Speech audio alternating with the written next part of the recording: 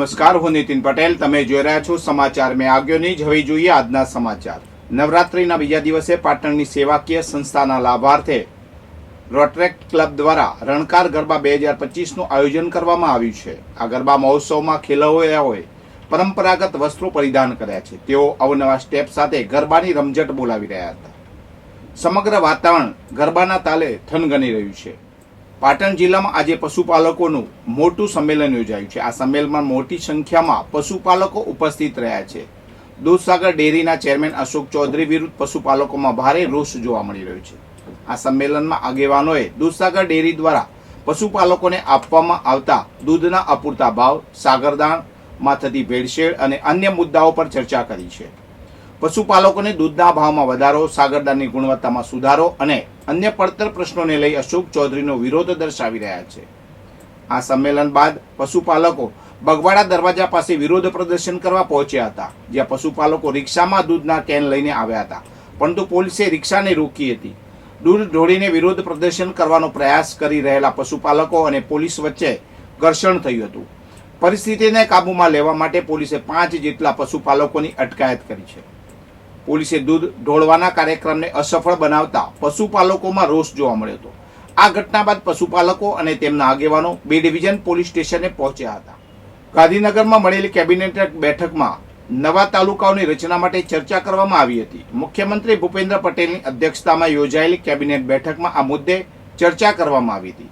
17 નવા તાલુકાઓની રચના માટે સૈદ્ધાંતિક મંજૂરી આપી છે. જાન્યુઆરી અથવા ફેબ્રુઆરીમાં યોજાનારી ચૂંટણીમાં નવા તાલુકાઓનો સમાવેશ કરવામાં આવી શકે છે. રાજ્ય મંત્રીમંડળે નાગરિકો, પ્રજાવર્ગો અને પદાધિકારીઓની રજૂઆતોને ધ્યાને લઈ બનાસકાંઠામાંથી નવો વાવ, થરાદ જિલ્લો તેમજ હાલના રાજ્યના 21 તાલુકામાંથી નવા 17 તાલુકાની રચના કરવાની દરખાસ્તને સર્વાનુમતે મંજૂરી આપી છે. વર્ષ 2013માં તત્કાલીન મુખ્યમંત્રી નરેન્દ્ર મોદી સરકારમાં નવા 23 તાલુકાઓની રચના પછી પ્રથમવાર સૌથી વધુ સંખ્યામાં 17 નવા તાલુકાઓની રચનાનો મુખ્યમંત્રી ભૂપેન્દ્ર પટેલની સરકારે નિર્ણય કર્યો છે. આ નિર્ણય સ્થાનિક સ્તરે શાસનને વધુ સરળ બનાવશે અને વહીવટી તંત્રની કાર્યક્ષમતામાં સુધારો થવાની શક્યતા છે. નવા તાલુકો અસ્તિત્વમાં આવવાથી નાગરિકોને સરકારી કામકાજ માટે દૂર સુધી જવું નહીં પડે, જેના પરિણામે સમય અને શક્તિ બંનેનો બચાવ થશે. ONGC દ્વારા જમીન સંપાદન, ભાડું, પાઇપલાઇન અને રોજગારી સંબંધિત મુદ્દાઓને લઈને મહેસાણા અને પાટણ જિલ્લાના ખેડૂતોએ વિરોધ દર્શાવ્યો છે. આ ખેડૂતોએ કલેક્ટર કચેરી ખાતે ONGCના ઉચ્ચ અધિકારીઓ અને કલેક્ટરની હાજરીમાં એક બેઠક યોજી, જેમાં તેમની મુખ્ય માંગણીઓ રજૂ કરવામાં આવી હતી. આ બેઠકમાં મોટી સંખ્યામાં ખેડૂતો, ONGCના ઉચ્ચ અધિકારીઓ અને કલેક્ટર હાજર રહ્યા હતા. ખેડૂતોને આશા છે કે આ બેઠકમાંથી તેમના પ્રશ્નોનું યોગ્ય નિરાકરણ આવશે અને વર્ષોથી ચાલી આવતા શોષણનો અંત આવશે. વિસનગરના દીપડા દરવાજા વિસ્તારમાં આવેલ રિદ્ધિ સિદ્ધિ એપાર્ટમેન્ટમાં નવરાત્રિની ધૂમ મચી છે.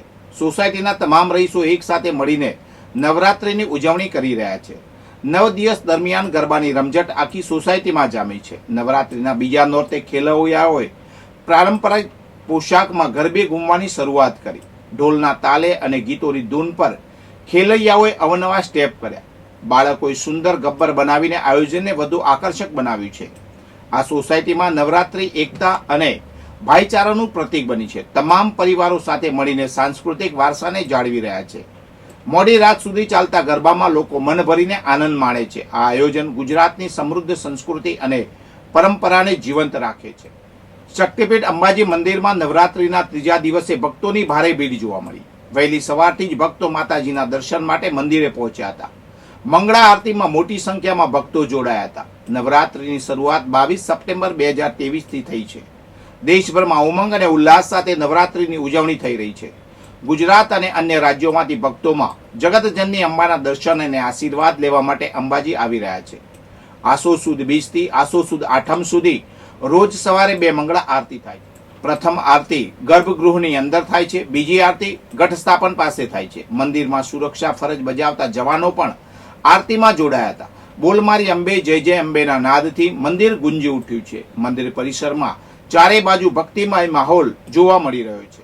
બહુચરાજી તાલુકાના સંખલપુર ગામે સ્થિત નૂતન હાઈસ્કૂલના નવા બિલ્ડિંગ અને સેનિટેશન બ્લોકનું ભૂમિપૂજન કરવામાં આવ્યું છે. આ કાર્યક્રમમાં મારુતિ સુઝુકી અને સુઝુકી મોટર ગુજરાત તરફથી કુલ 3.90 કરોડનું દાન જાહેર કરવામાં આવ્યું છે. 1970માં બનેલું શાળાનું જૂનું બિલ્ડિંગ જર્જરિત થઈ જતા વિદ્યાર્થીઓની સુરક્ષા માટે નવા બિલ્ડિંગનું નિર્માણ કરવાનો નિર્ણય લેવાયો હતો.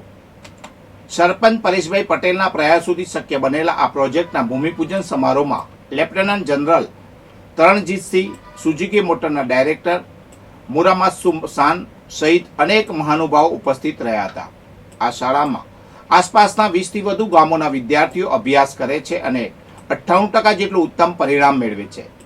લેફ્ટનન્ટ જનરલ તરણજીતસિંહે જણાવ્યું કે કોઈ પણ બાળક શિક્ષણથી વંચિત ન રહે તે માટે સમાજની જવાબદારી છે.